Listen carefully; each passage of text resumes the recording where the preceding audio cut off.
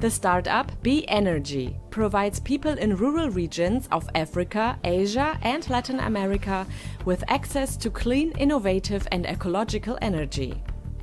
At the same time, it makes small local farmers more independent. Biogas is often a valuable solution for local farmers. It enables them not only to produce energy from animal dung and organic waste, but also to recover fermentation residues, which are valuable organic fertilizers. The social enterprise sells mobile biogas technology, consisting of a biogas plant, a biogas backpack and a biogas burner to local business partners. The backpack is the key feature that makes the biogas plant a business model. The backpack serves as a storage for about 1.2 cubic meters of biogas from any kind of biogas plant. This amount is sufficient for 3 to 4 hours of cooking. While the capacity of the biogas plants can be adjusted to the amount of substrate available, the backpack makes the gas available independently of production and mobile. Surplus biogas can be sold to and bought from neighbors. Agriculture engineer Katrin Pütz founded the startup that turns its customers into energy entrepreneurs. B-Energy is doing the kind of one-word cooperation that deserves its name. It is cooperation at eye level.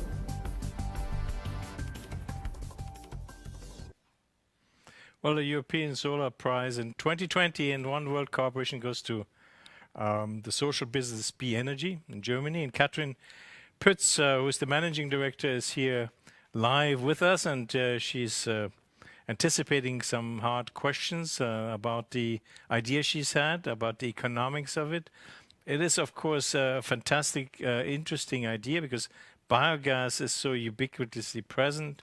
It's usually connected quite locally to infrastructure that might exist in China and other countries.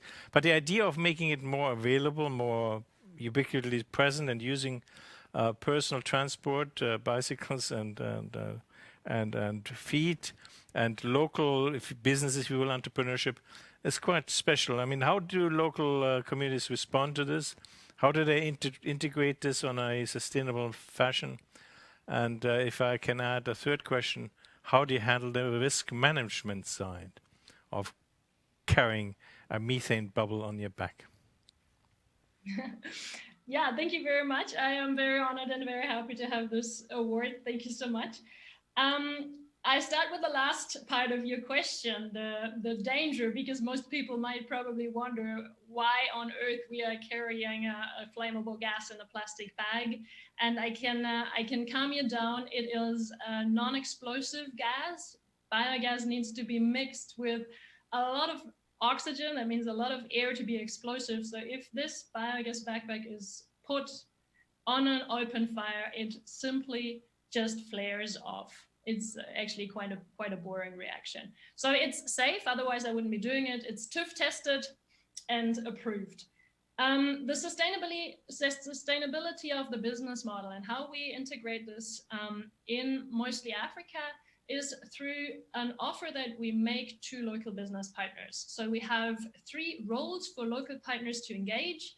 One is the importer who imports the technology or even manufactures it locally and brings it to the local market. Then we have the installers who are independent, handy, practical people who install the technology and promote it to users. And then we have the users who produce the gas and then finally make the business with selling biogas in backpacks to the local community. So maybe one thing about the sustainability, this model is only accepted where people can afford it. That makes it more sustainable because we do not depend on external funding. Well, this is an extraordinary story, and can you just enlighten us? Are you also receiving subsidies or support from German or other international organizations that engage by funding your work?